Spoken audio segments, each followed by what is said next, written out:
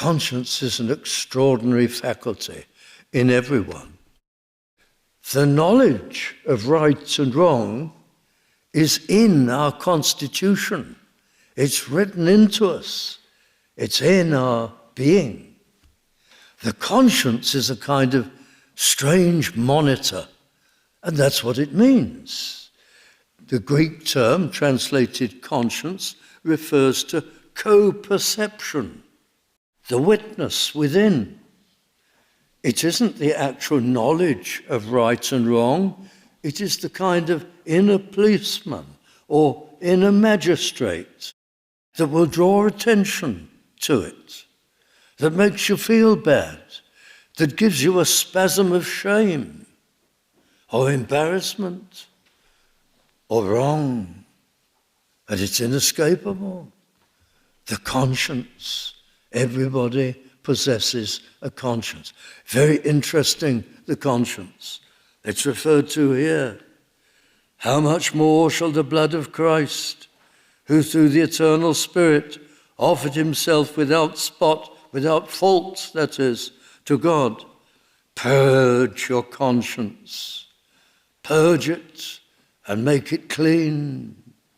Wipe out all that is offensive in the conscience. People are constantly having to do this themselves, but unsuccessfully.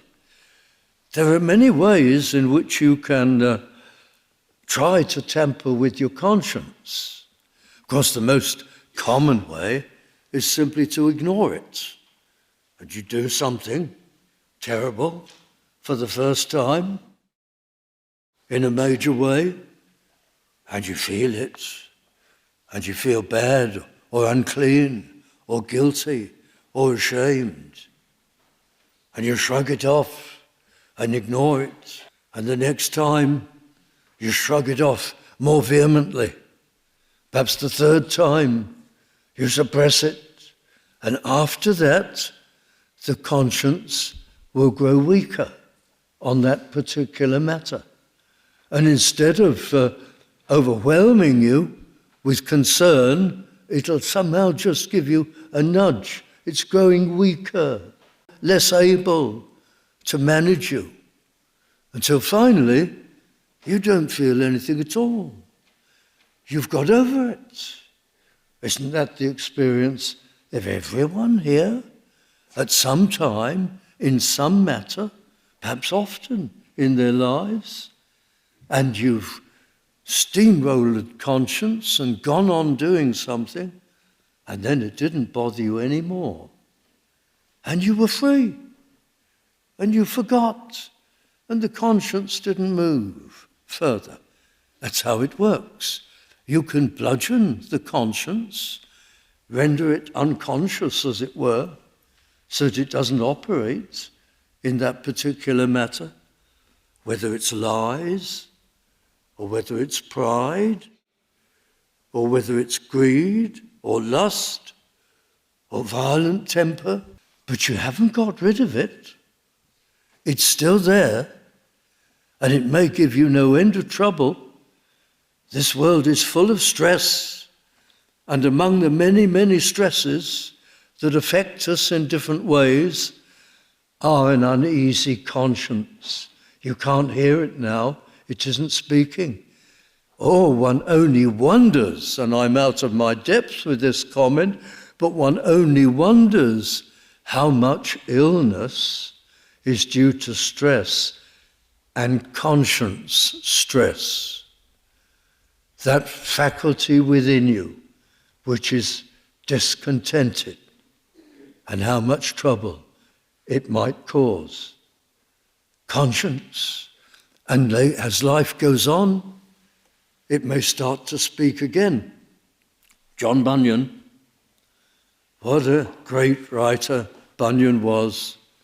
For a man of small formal education, amazing his literary accomplishments, the Pilgrim's Progress. There was a time, years ago, when every home had a Bible and a Pilgrim's Progress.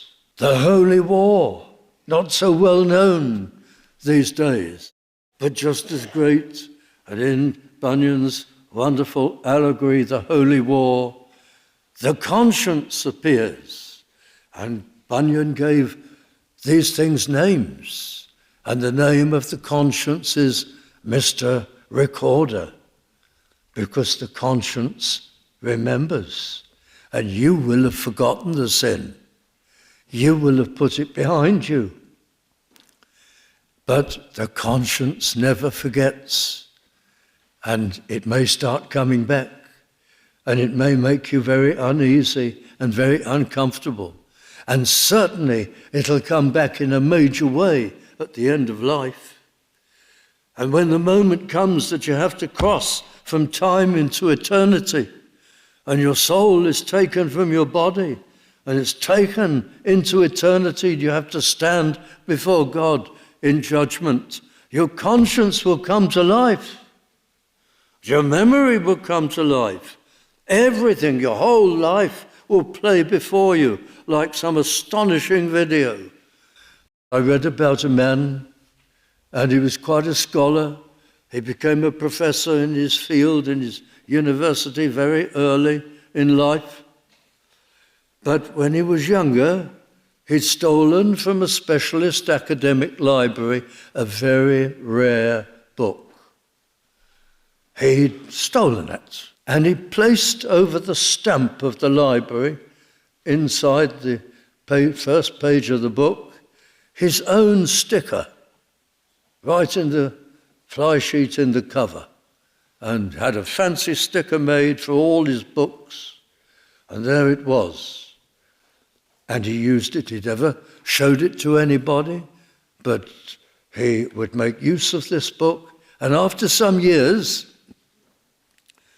he lent it to somebody in the same field, and they were discussing sophisticated aspects of their shared work, and very proudly he lent them this book.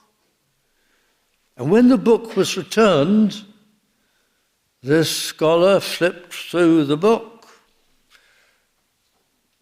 and with horror noticed something, that where he had his label, the earlier stamp of the real owner had leached through his label. And it was obvious it was overstuck on someone else's property. And he had to acknowledge it to this man. He was so embarrassed, to whom he'd lent the book. And he had to find a way of returning it and getting off his label and excusing himself. And the years went by, and he felt so bad about this, he put it in the end in his autobiography. The only way he could, or he thought he could ease his conscience, was to confess it. And that still didn't ease his conscience, because nothing eases the conscience except trust in the shed blood of Christ.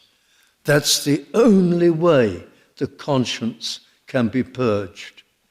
If I know, if you know, that Christ, who is God, has suffered and died on Calvary for me, and he's borne away all those sins, and he's paid in blood and in agony and tears and in indescribable pain.